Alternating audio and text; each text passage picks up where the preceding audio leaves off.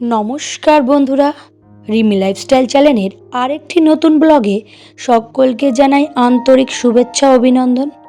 বন্ধুরা, আজকের ভিডিওটা সকাল থেকেই শুরু করেছি।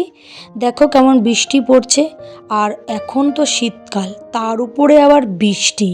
এতে আর লেপ ছেড়ে মুঠে উঠতে ইচ্ছা করছিল না। তাও তাড়াতাড়ি করে উঠে বলতে পারো বাসি জামা কাপড় ছেড়ে আগে বাসন বের করে মাজা শুরু করেছি, কেন বৃষ্টি কমে গেছে। এই ফাঁকেই বাসনটা মেজে নিচ্ছি। ঘরের অনেক কাজই বাকি, তাও কাজগুলোকে রেখে আগে বাসন মেজে নিচ্ছি, কারণ বৃষ্টির ভয়তে। অনেক দিন পর এই বৃষ্টি এসেছে, তার উপরে আবার শীত। যদি একটা ফোঁটা গায়ে পড়ে তাতে লাগবে একদম পাগল হয়ে যাওয়ার মতন অবস্থা। তাই তাড়াতাড়ি করে বাসনটাকে মেজে ঘরে তুলে নেব, কারণ বাইরের কাজটা আগে মিটিয়ে নিলে ঘরের কাজগুলো আস্তে আস্তে তাও করা যাবে।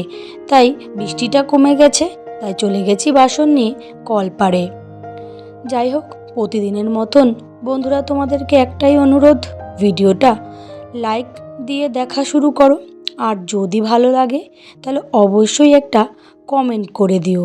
আর যারা নতুনরা ভিডিওটা দেখছো, পুরো ভিডিওটা দেখে যদি ভালো লাগে তাহলে সাবস্ক্রাইব করে আমার পাশে থেকো, কারণ তোমরা পাশে থাকলেই আমি এগিয়ে যেতে পারবো। এই ইউটিউব প্ল্যাটফর্মে এগোতে গেলে একে অপরের হাত অবশ্যই ধরতে হবে, তাহলেই আমরা এগিয়ে যেতে পারবো।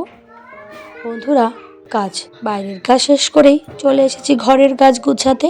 তাই ঘর দুয়ার আগে ঝাড় দিয়ে নিয়ে বিছনাটাকে গুছিয়ে ফেলছি, কারণ বিছনার এলোমেলোতা সত্যি কথা বলতে একটা অস্বস্তিকর পরিবেশ সৃষ্টি করে ঘরের।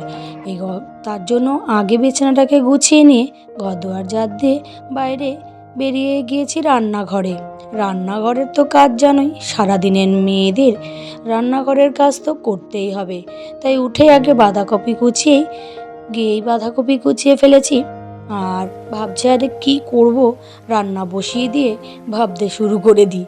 সত্যি কথা, মধ্যবিত্ত ঘরের একটা জিনিস যতই থাকুক, সকল মেয়েদের রান্না করতে গেলে তখনই ভাবতে হয় যে সত্যি কথা, আজ এই রান্না করলাম, কাল কী রান্না করব, এটাই ভাবতে ভাবতেই দিন চলে যায়। যখন সবজি থাকে তখন মনে হয় এখন কী রান্না করব, আর যখন না থাকে তখন ভাবি যেন কী রান্না করব। শীতকালে সত্যি কথা বলতে বাঁধাকপি, ফুলকপি, শিম এগুলো মোটামুটি চলতেই থাকে। এইগুলো যেন একঘেয়ে টাইপের লাগছে, তাই আর ভালো লাগে না। আর সত্যি কথা বলতে ফুলকপি খেলে আমার যেন শরীরে সত্যি বলতে একটু গ্যাস হয়ে যায়, অস্বস্তিকর পরিবেশ তৈরি হয়। অতিরিক্ত ফুলকপিও খাওয়া ভালো না, তাই বাঁধাকপি ছিল, বাঁধাকপিটাকে আজকে করলাম। বাঁধাকপি রান্না আমার প্রায় শেষ। এবার বাঁধাকপি রান্না হয়ে গেছে, আর কি ভাবলাম একটু ডাল বসিয়ে দিই।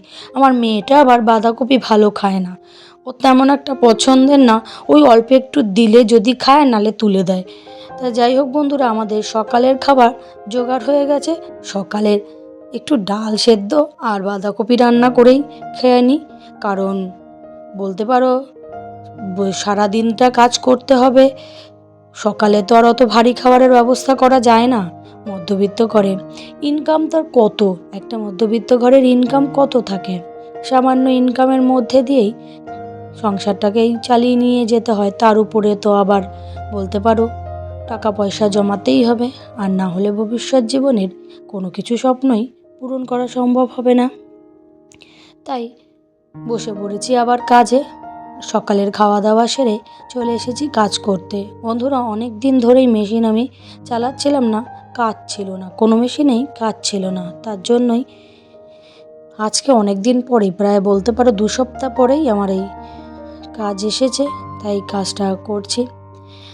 তার আগে বলি, যারা এত পর্যন্ত এসেছো তারা কিন্তু অবশ্যই লাইক দিয়ে দিও, আর লাইক দিয়ে আমার পাশে থেকো, আর সুন্দর সুন্দর কমেন্ট করে আমাকে, সত্যি তোমাদের যে কমেন্ট করো সেই কমেন্টগুলো আমার পড়তেও খুব ভালো লাগে, খুব আগ্রহের সঙ্গে আমি কমেন্টগুলো পড়ি।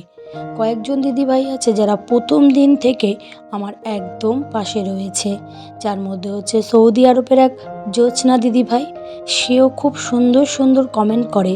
সে হয়তো আমাকে অত ভালো কমেন্ট লিখে উঠতে পারে না, কিন্তু সে সব সময় আমার প্রতিটা ভিডিও প্রথম দিন থেকেই দেখে, খুব ভালো লাগে। জীবন নদী, এই দিদিভাইটাও আমার ভিডিও সত্যি কথা বলতে প্রতিদিনই সুন্দর করে দেখে। তাদের কমেন্ট আমি পাবই।